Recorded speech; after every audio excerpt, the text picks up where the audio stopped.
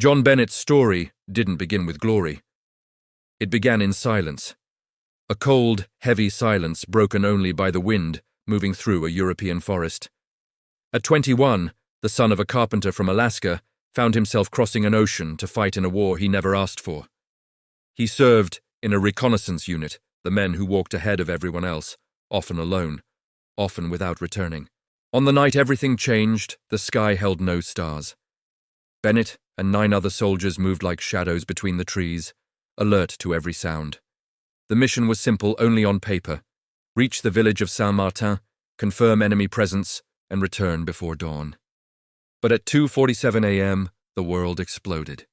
A blinding flash swallowed the darkness. The blast threw Bennett to the ground. His ears rang with a sharp, unbearable hum.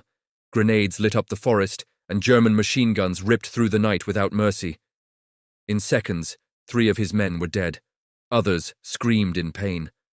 When Bennett crawled behind a fallen log, he realized the terrifying truth. No orders, no voices, no movement. He was completely alone. His radio was destroyed.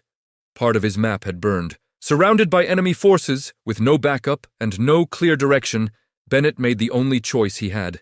He kept moving. The forest felt endless, twisting in every direction. Every snapped branch sounded like a threat. Hunger arrived early. Thirst came soon after.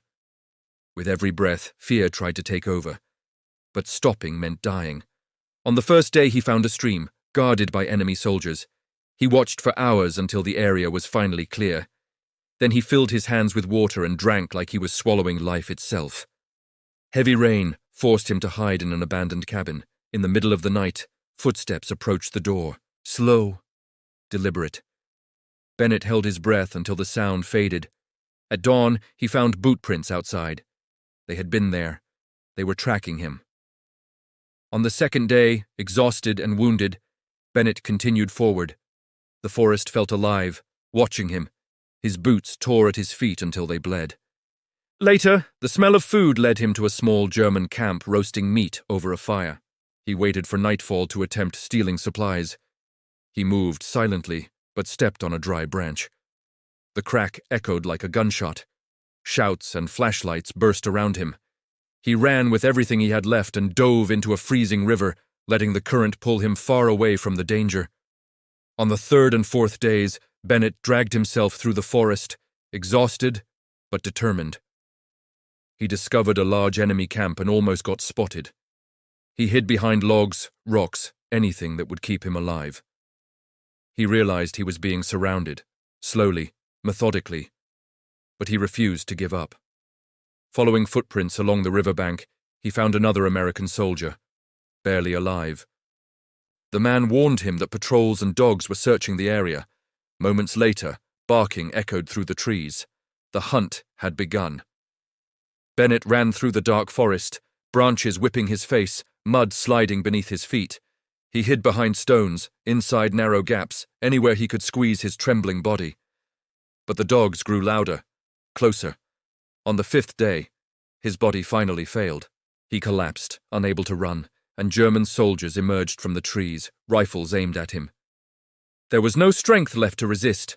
They tied his hands and dragged him to their camp. Interrogations, threats, blows, hunger, cold. Bennett endured all of it in silence. He had nothing to give them, but the next morning, something changed.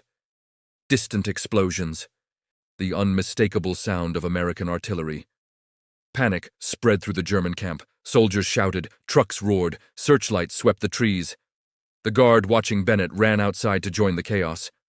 For the first time in days, he was alone. He threw himself backward, breaking the chair he was tied to. With the broken wood, he cut through the ropes and forced his swollen body to move. He limped into the forest as explosions swallowed the enemy camp behind him. 2 days later, starving, freezing, barely conscious, Bennett saw shapes through the trees. Not grey uniforms, but green.